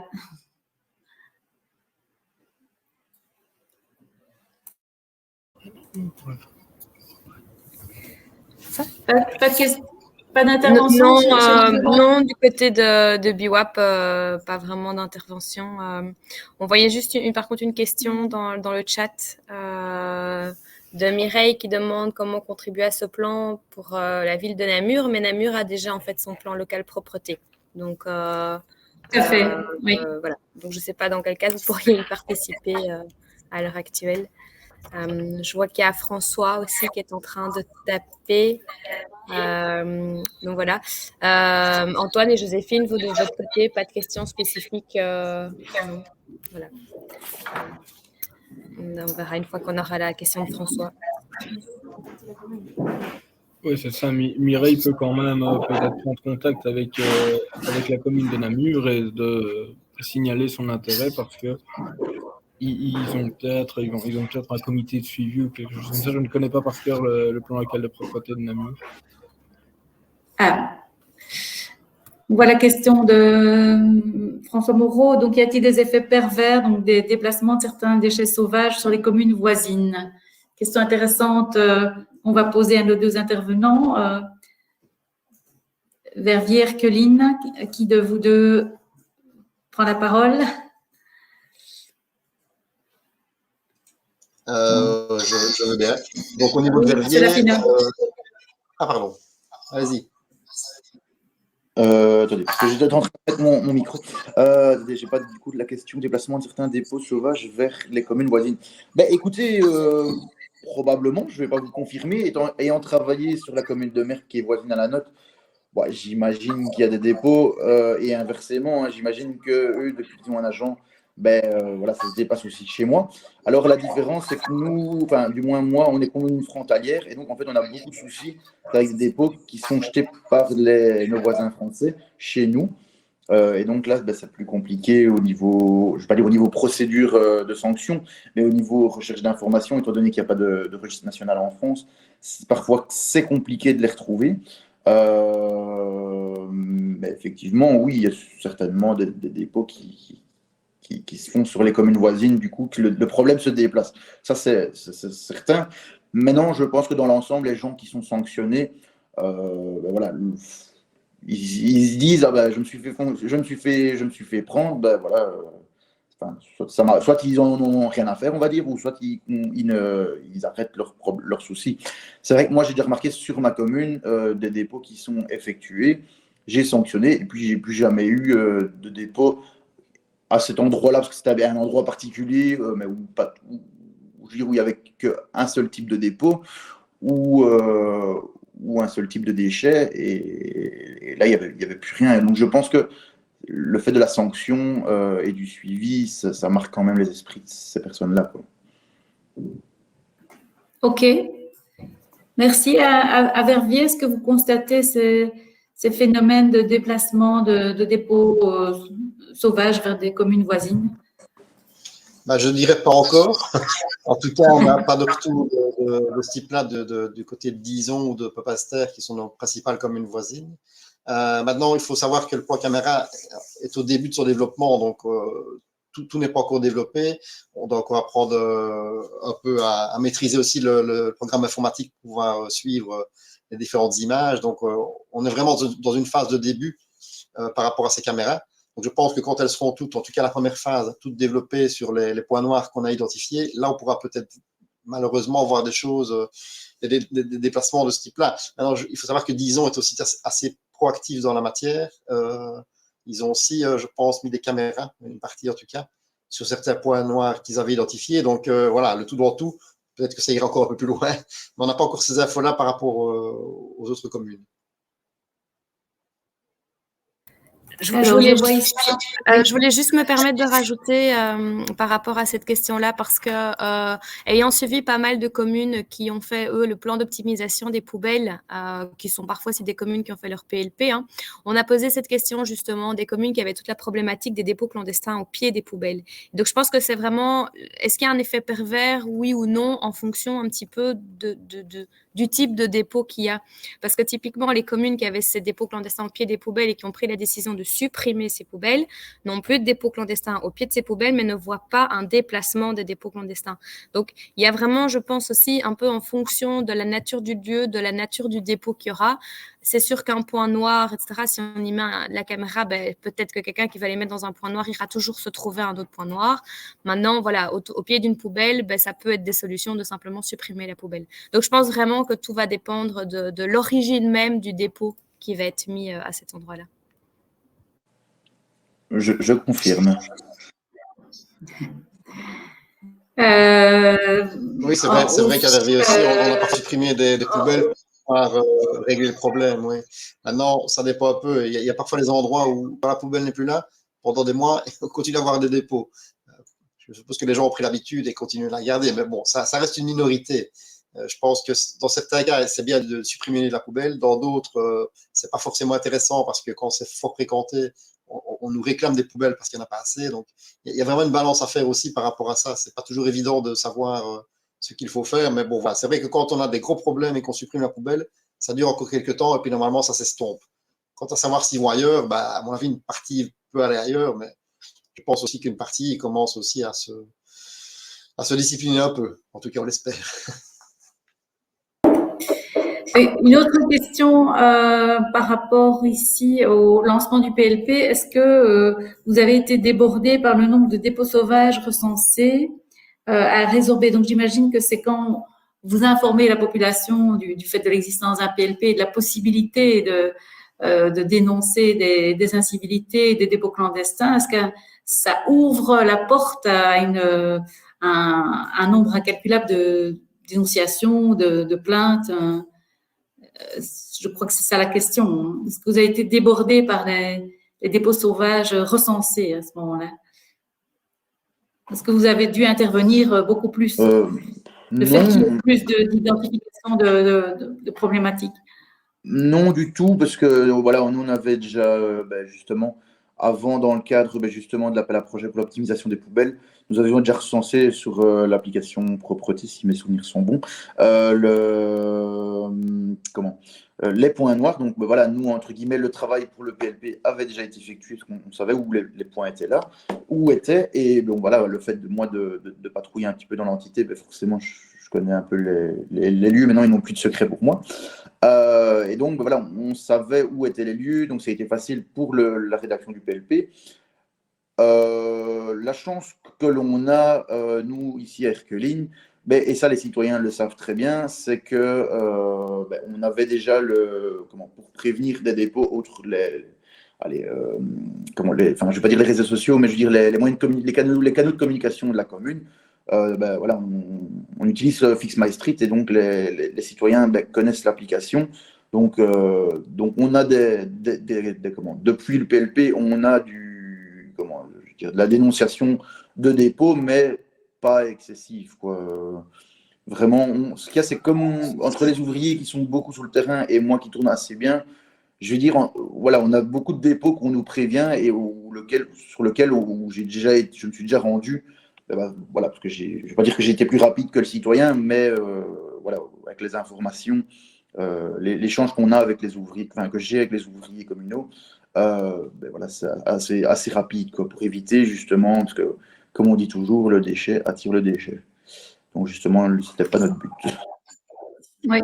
À Verviers, le fait d'avoir une brigade d'intervention rapide, est-ce que ça, quelque part, ça incite les citoyens à dénoncer des dépôts clandestins, des dépôts sauvages, et du coup, est-ce qu'elles se suivent, entre guillemets? Ouais, comme je l'ai dit tout à l'heure, c'est pas encore tout à fait au point. On travaille sur le fait de mettre tout le monde en synergie, mais bon, on a pas mal de soucis en termes de personnel, de personnes malades ou de longue durée ou absentes, et donc c'est pas toujours évident de pouvoir avoir cette dynamique à mettre en place. C'est pas toujours facile. Donc là, on y travaille pour le moment, c'est pas vraiment encore tout à fait abouti. Maintenant, au niveau du fait d'avoir plus de dénonciations, on avait déjà avant le PLP, on avait déjà les mêmes canaux de communication, en tout cas la plupart. Donc on avait déjà un bon, je veux dire, turnover de dénonciation de différents dépôts. C'est vrai que l'application sur le site de la ville est venue par après. On a eu un petit peu plus de dénonciations par rapport à ce canal d'information-là, mais ce n'est pas excessif. Donc voilà, ça ne nous noie pas par rapport au reste. Maintenant, ce qui a fait vraiment la grosse différence, c'est comme je disais tout à l'heure, c'est les inondations, là où on a vu les dépôts exploser. Voilà. Et malheureusement, certaines habitudes ont été gardées par après. Ok, alors il y a une question aussi de Valérie par rapport à la communication vis-à-vis des citoyens. Comment est-ce que vous avez communiqué vers le citoyen sur le travail d'élaboration du PLP, et est-ce que vous avez eu des réactions de leur part? Comment est-ce que ces réactions se sont traduites? Erqueline, peut-être, Monsieur Laffineur? Oui. Voilà, nous à la fin du plan, donc on a fait, donc il y a eu plusieurs choses. Donc notamment, première chose, voilà, on a voulu, c'est déjà avertir le politique, parce que le politique, oui, le collège était au courant, le conseil savait, mais on ne savait pas trop bien ce qu'on faisait. Et donc une fois qu'il a été approuvé, nous avons fait une commission environnement où on a parlé des divers projets autre le PLP, hein, les caméras, les poubelles. On a parlé un peu de tous ces projets et on leur a expliqué clairement voilà, les résultats voilà, en termes de subsides qu'on a récoltés et à quelle destination ils vont avoir. Donc ça, on les a invités. Donc aussi bien je veux dire, tous les politiciens, enfin, les conseillers communaux et tout. Et on a invité aussi les personnes qui nous ont aidés à participer à la rédaction de ce PLP, donc le panel multi-acteurs et le groupe de pilotage que nous avons créé. Donc eux aussi étaient invités à cette soirée. Ensuite, on a fait un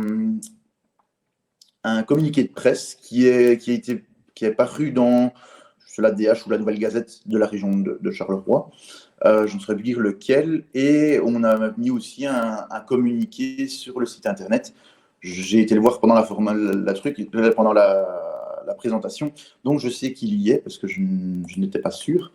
Donc voilà. Et alors, bien sûr, on en a parlé sur les différents moyens de communication, donc Facebook, si je ne dis pas de bêtises, Instagram et Twitter. Je pense que ça a été dit aussi. Facebook, j'en suis certain parce que ça, je l'ai vu.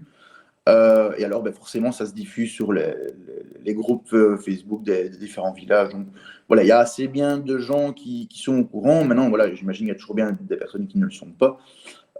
Mais dans l'ensemble, une bonne partie de la population est au courant qu'il y a un PLP, quoi. Avec des retours de leur part, des interpellations de citoyens Oui, on a eu des retours. Sur ce PLP. On a eu des retours, surtout sur Facebook, indirectement, via les groupes dans les villages, que nous, administration, ne gérons pas. Mais voilà, on a une vue aussi dessus. Enfin, on y est, donc on a une vue. Voilà, on a un retour positif, ça c'est sûr, de certaines personnes. Forcément, on a aussi d'autres personnes voilà, qui, je vais dire entre guillemets, mais ça fait un peu comme partout, lisent le titre sans lire le détail, alors critiquent pour une chose ou l'autre, mais voilà, ça fait partie du jeu. Mais dans l'ensemble, oui, c'est vraiment un retour positif sur ce qui va être mis en place, quoi. Notamment, principalement, voilà, l'installation des caméras, ça c'est vraiment, je crois que c'est bienvenu par tout le monde, quoi. Ok. Monsieur Dethier ou Madame Borne, vous voulez intervenir sur ce point, sur la manière dont vous avez communiqué auprès de la population et des réactions éventuelles de la part des citoyens sur la mise en place de ce PLP et les actions concrètes qui sont en cours maintenant. Oui, donc en fait, la communication, évidemment, s'est faite de manière large également. Hein. Donc, quand on a eu le PLP, peu tard, parce que bon, on a eu pas mal de soucis depuis la confection du PLP, mais on a fait des conférences de presse, évidemment, pour pouvoir expliquer en détail ce que prévoyait un plan local de propriété en termes de constat et en termes d'action. Et donc, en fait, les chefs de département chez nous est assez communicatif, on va dire. Il a envie de faire savoir les choses et il a raison parce que c'est comme ça qu'on peut améliorer les choses aussi, faire prendre conscience aux gens de ce qu'on fait. Donc, d'une part, le PLP a fait l'objet d'un rapport de communication, également sur les réseaux, également sur le site de la ville, vraiment tous les moyens de communication classiques et actuels. Mais alors, chaque fois qu'on met une action prise en place, je pense au plan caméra, il y a aussi pas mal de communication qui se fait chaque fois précisément sur cette action-là. De nouveau, conférences de presse, différents canaux comme le site de la ville, etc., les réseaux. Donc voilà, à chaque fois qu'il y a une mesure d'ampleur ou moins d'ampleur, peu importe, on essaie de communiquer pour dire ce qu'on fait et comment on la met en application. Au niveau des retours des citoyens, c'est un peu comme beaucoup de choses, c'est que une partie nous dit c'est génial ce que vous faites, continuez, il faut vraiment aller dans ce sens-là. Une autre qui nous dit qu'on ne fait rien et que la ville est sale et que c'est honteux, et il y a la grosse majorité silencieuse qui ne dit pas grand-chose. Donc voilà, c'est un peu comme ça qu'on le ressent nous aussi. Maintenant, il y a quand même pas mal quand on parle du plan caméra, par exemple, pas mal de citoyens qui nous téléphonent pour des dépôts, je veux dire, dans des endroits où c'est un peu moins problématique. Il faudrait qu'on mette des caméras partout. Donc, savent qu'il y a un plan caméra et ils disent c'est bien, ce serait bien de mettre une caméra là, mais il faut savoir qu'au niveau technique, on est limité, on ne sait pas partout. On ne peut pas les suivre non plus toutes. Donc, c'est quand même pas le plan. Le plan caméra est intéressant, mais c'est pas non plus la panacée, quoi. Donc, et puis, il y a du travail derrière en amont, hein. Donc, c'est pas toujours évident. Donc, voilà. C'est un peu le retour qu'on a des gens, c'est qu'il faudrait mettre des caméras partout pour pouvoir surveiller tous les endroits de la ville. Mais c'est pas possible, évidemment. Bien sûr. Ok, je crois que... Oui. Je crois que mon collègue avait une question aussi pour vous. Oui, on a insisté dans le webinaire sur le portage politique, donc le soutien des élus sur l'élaboration de ce PLP et aussi le soutien de la hiérarchie. Je voulais voir un peu avec vous comment ça s'est traduit à Verviers, à Herculine, et vraiment montrer un peu l'importance de cet aspect hiérarchique et du soutien des élus. Comment ça s'est traduit chez vous? Peut-être Herculine pour commencer. Oui, juste si c'est possible, parce que j'ai pas très bien compris ça à saccadé. Donc, si c'est possible de répéter la question, j'ai vaguement entendu avec les élus. Oui, Antoine, je voulais savoir comment vous avez eu un soutien politique et un soutien de ta hiérarchie dans la phase d'élaboration de ce PLP. Parce que nous, on insiste évidemment en disant que c'est extrêmement important. Donc, je voulais voir comment ça s'est traduit en pratique chez vous, à Herculine. Bah, écoutez, nous, très bien. Et à ce niveau-là, j'ai aucun souci. Disons qu'ils nous ont laissé un petit peu carte sur table et laissé un petit peu libre cours à notre imagination. Ce que nous avons fait, et pour ça, franchement, je pense que les communes qui veulent y participer ou qui vont y participer devraient le faire, c'est que nous, entre chaque séquence, donc il y avait les 6 séquences, entre chaque séquence, on faisait un compte-rendu au collège. Donc ainsi, ils étaient un petit peu au courant de ce qu'on faisait au fur et à mesure du temps. Et vous voyez dans quelle direction nous allions, quoi. Donc à ce niveau-là, il n'y a vraiment eu aucun souci avec le politique. Donc voilà, il y a vraiment, comme je l'ai dit tantôt, ben voilà, on avait certaines questions qui étaient posées par des conseillers communaux de la majorité ou de l'opposition. Et donc là, ben, voilà, on les a fait un petit peu attendre. On leur a dit qu'on prévoyait justement de les informer lors d'une commission. Et voilà. Très bien, merci. À Verviers, comment ça s'est manifesté ce portage politique? Dans quelle mesure ça vous a aidé ou pas à l'élaboration du PLP, hein? Oui, ben, nous, en fait, on a également eu pas mal de soutien. Il faut dire qu'on a un échevin de l'environnement, de la propriété publique qui est assez preneur de ce genre de choses. Et c'est un thème qui lui tient à cœur. Et par la force des choses, avec les différents dépôts qu'on a eus suite aux inondations, etc., mais pas que, je veux dire que l'ensemble du collège et le bourgmestre également faisant fonction chez nous, sont vraiment derrière le plan local de propreté pour pouvoir faire avancer les actions un maximum, parce qu'ils se rendent compte que c'est une priorité. C'est une priorité et citoyenne et aussi politique, il faut bien l'avouer, hein.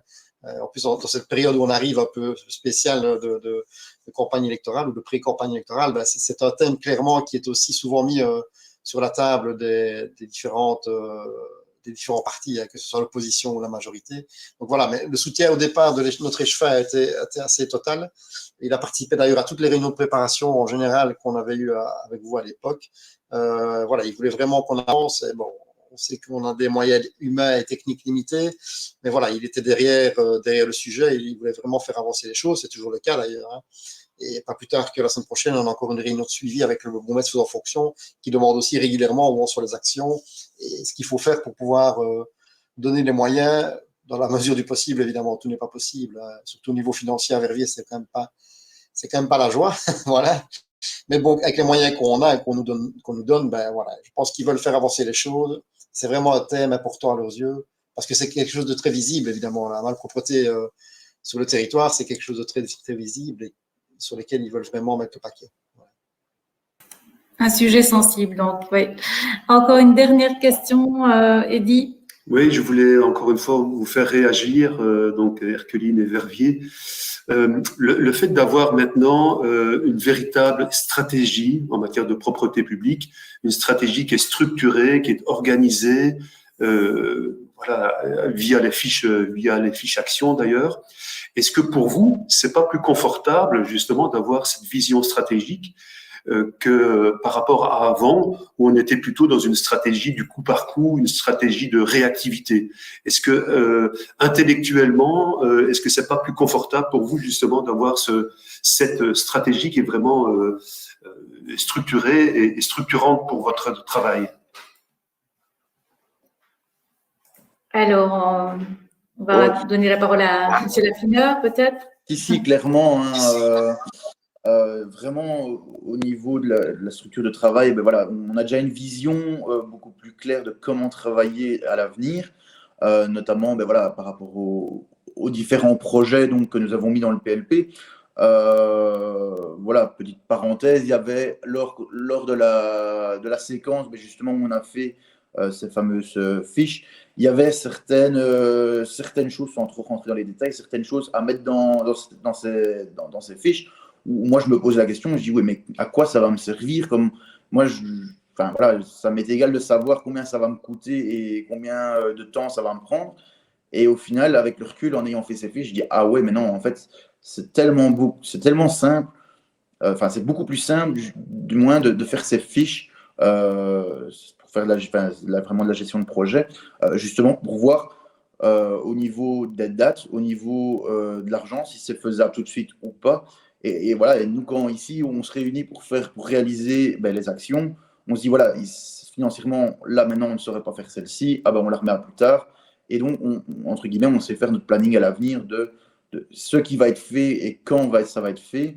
Et ce qui sera fait l'année prochaine, quoi. Donc oui, clairement, c'est vraiment une méthode de travail qui est vraiment intéressante. Et voilà, c'est tout ce que je peux dire là-dessus. Merci. Et du côté de Verviers, en quoi est-ce que le PLP vous permet d'avancer de manière plus sereine dans l'opérationnalisation de vos actions? En quoi est-ce que ça permet d'avoir un cadre structurant? Oui, je vais un peu aller dans le même sens. C'est effectivement intéressant déjà pour nous d'avoir un schéma assez clair de vers où on veut aller, de cibler les différentes actions à mettre en place. Et comme M. Laffineur l'a dit, petit à petit, on les met les unes à côté des autres. On continue à développer ce qu'on faisait déjà, mais au moins, ça a le mérite d'avoir été mis sur papier et d'avoir des priorités très claires par rapport à ça. Donc déjà, pour nous, c'est fort intéressant et ça permet d'avancer de manière, je veux dire, plus ciblée et plus logique, on va dire. Et deuxièmement, le fait d'avoir un plan local de propreté qui est passé au collège, qui a été présenté aussi au conseil, dès que nous avons des actions à mettre en place qui engagent de l'argent ou des moyens humains, peu importe, il suffit, entre guillemets, c'est facile à dire, mais il suffit de passer au collège en disant, ben voilà, le plan local de propreté prévoit telle action, voici comment on veut la mettre en place. Donc voilà, le collège est déjà au courant et je veux dire, comme c'est déjà mis dans le plan, a priori, l'action va être réalisée quand on a les moyens de le faire, évidemment. Donc, c'est plus clair aussi par rapport à nos politiques. Notre échevin, je vous ai déjà dit, était acquis à la cause assez facilement, le bourgmestre aussi, mais voilà, le reste du collège, au moins, il a une vision aussi claire des choses et c'est repris dans le plan, on le fait parce qu'on a les moyens de le faire maintenant. Et donc, c'est assez carré, c'est beaucoup plus carré, effectivement. C'est une facilité, voilà, si vous faites passer des choses qui sont dans le plan, c'est vraiment une facilité par rapport à ça.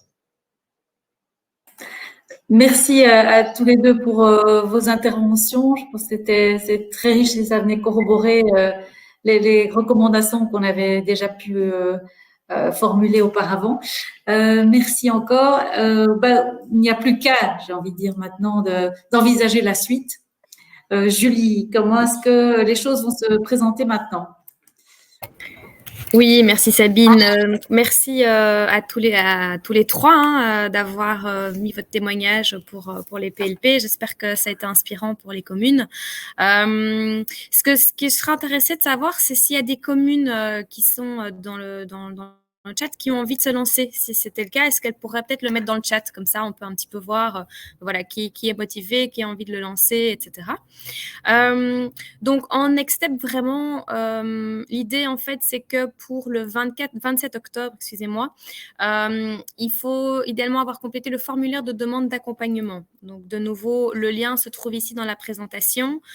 C'est un petit formulaire facile dans lequel vous mettez le nom de la commune, la personne de contact, mais surtout aussi une copie de la décision du collège, donc le collège qui s'engage à l'élaboration de ce PLP et surtout à l'accompagnement avec BIWAP et Espace Environnement.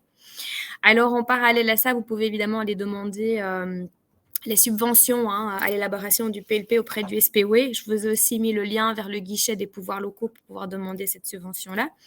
Et puis, il y a tous ceux qui se lancent et qui auront répondu à ce formulaire de demande d'accompagnement. Eh bien, j'ai juste envie de dire, voilà, rendez-vous le 9 novembre de 13h à 16h pour la première séance formative en accompagnement collectif dans lequel on va donc aborder les premiers sujets dont avait parlé tout à l'heure Sabine sur comment se lancer et vraiment le démarrage d'un PLP, d'un diagnostic, etc. Donc, la réunion aura lieu au service public du Wallonie à Jambes, qui est facilement accessible en voiture, en train, etc. Après, vous aurez plus d'informations, évidemment, quand on se lancera. C'est pas le bon bouton. Voilà. Est-ce que vous avez encore des questions par rapport à la présentation qui vient d'avoir lieu maintenant? Donc, si pas, n'hésitez pas à les mettre dans le chat. De toute manière, vous aurez dans la présentation PowerPoint ici, voilà, tous nos coordonnées, en fait, pour pouvoir envoyer des mails. Donc, il y a aussi bien des questions que vous pouvez poser au SPOE s'il faut, par rapport aux demandes de subventions, etc., ou à la GOE. Et puis, alors, pour les accompagnements de BIWAP et d'Espace Environnement, vous trouvez ici les coordonnées pour l'équipe PLP chez BIWAP ou bien de Sabine pour poser les questions. Je vois du coup une question de Valentin Gouard. Existe-t-il un suivi plus restreint ou particulier pour les communes qui sont déjà avancées dans la rédaction du PLP et qui ne souhaiteraient pas nécessairement attendre fin juin pour mettre en place les premières actions? Alors, en fait, si je comprends bien, vous avez déjà commencé à rédiger, mais il n'est pas fini. Techniquement, pour moi, dès qu'il est prêt, votre PLP, il peut être envoyé. Maintenant, nous, notre accompagnement ne commencera qu'à partir du mois de novembre. Donc, on peut très bien voir à ce moment-là où vous en êtes, quelles sont les questions spécifiques que vous avez au niveau de l'accompagnement et adapter l'accompagnement en fonction de vos besoins à vous.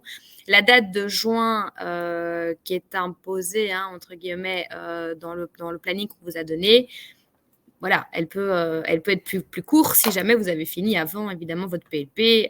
Donc, voilà, il n'y a pas de souci à ce niveau-là. Donc, ce que je propose, limite, c'est qu'on puisse prendre contact avec vous, Monsieur Gouard, pour voir où vous en êtes et quel accompagnement vous auriez besoin. Voilà. Est-ce qu'il y a encore d'autres questions? Moi, je souhaitais revenir sur la question de Mireille tout à l'heure, qui était, je pense, par rapport au vomi à Namur le samedi. En fait, je vais élargir un petit peu la question parce que Namur a déjà en plus son plan local de propreté. Je ne sais pas s'il a intégré ce genre de problématique dans son plan local de propreté, mais par contre, ce que je peux dire, avant de travailler chez BIWAP, j'ai travaillé dans une commune et j'ai rédigé un plan local de propreté pour la commune dans laquelle je travaillais.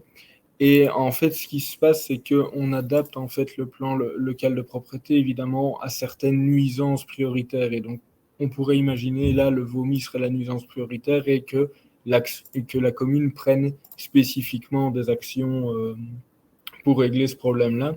Moi, dans mon cas, on avait un gros problème de présence de rats sur le territoire communal qui est ressorti lors du panel multi-acteurs. Et donc, on a mis en place toute une série d'actions et on l'a mis dans les nuisances prioritaires. Donc voilà, donc c'était un peu là-dessus que je voulais insister en voyant la question. C'est-à-dire que le plan local de propreté, il va permettre aux communes de cibler des nuisances qui leur sont particulières. Parce que la commune j'ai vu que la Hulpe était intéressée, la commune de la Hulpe n'est pas la même que la commune de Beaurain et n'aura pas les mêmes nuisances. Donc voilà, c'était juste, je voulais bien insister sur ça. Voilà. Oui, et par rapport à justement cette spécifique à Namur, je pense que le mieux est de contacter la ville directement pour en discuter avec eux, puisque c'est pas nous, BIWAP, qui allons placer des vomitoires publics. Enfin, ça ne fait pas partie ici de notre scope. Et voilà, donc je pense que le plus simple, c'est de contacter directement la ville et d'avoir une discussion avec eux. Voilà, ben, donc... Il y a une question. Ah, pardon. d'INBW. Ah bah c'est ça? d'INBW. Non, Non, la non, question. non. Ah, oula, j'ai zappé ça moi. Alors, quelle est la question? Ah, ça ne s'est pas ouvert. En tant qu'intercommunal, j'aurais pas... Comment pouvons-nous collaborer, compléter? Alors, l'accompagnement au niveau de l'intercommunal, alors de prime abord, là, j'ai pas de réponse à donner directement. Je sais pas si Espace, vous avez un peu plus d'expérience par rapport à l'accompagnement au niveau de l'intercommunal. Je pense que dans tous les cas, ce qui sera intéressant, c'est qu'à partir du moment où on a les communes qui se sont inscrites à l'accompagnement. Techniquement, on voit que la HULP est intéressée et la HULP fait partie d'INBW. Hein. Je pense que Charlotte Thomaset, vous êtes de INBW. Voilà, moi, je pense qu'à ce moment-là, d'office, on peut prévenir l'intercommunal des communes qui sont intéressées par le PLP sur leur territoire et voir effectivement comment est-ce qu'ensemble on peut travailler. Je ne sais pas, Espace, est-ce que vous avez... Oui, en général, donc dès que la commune se lance dans l'élaboration d'un PLP, elle constitue un comité de pilotage et nous recommandons d'avoir un représentant de l'intercommunal au sein de ce comité de pilotage parce que, comme on l'a dit, c'est important de faire des liens entre la commune, l'intercommunal et les différents outils que l'intercommunal peut mettre à la disposition des communes, pas uniquement en matière de prévention des déchets, mais aussi en matière de propreté publique. Donc, si la commune de la Hulpe décide de s'engager dans le PLP, je l'invite aussi à inclure l'intercommunal dans son futur comité de pilotage. Voilà, je pense qu'on a répondu à la question. Oui, je pense qu'on a répondu à la question. Je crois qu'il n'y a plus d'autres questions. Voilà, mais donc merci à tous pour cette participation. Merci Espace Environnement d'avoir aussi bien fait tout ça. Je vous souhaite à tous qu'on se voit bientôt, hein, comme ça on s'engage tous ensemble pour la rédaction de votre plan local. Et voilà, n'hésitez pas si vous avez des questions à revenir vers nous et je vous souhaite une belle journée à tous. Merci beaucoup, à bientôt. Au revoir, à bientôt. Bonne journée à tous, au revoir. Je rappelle que tout vous sera envoyé, hein, donc ne vous inquiétez pas. Au revoir, merci.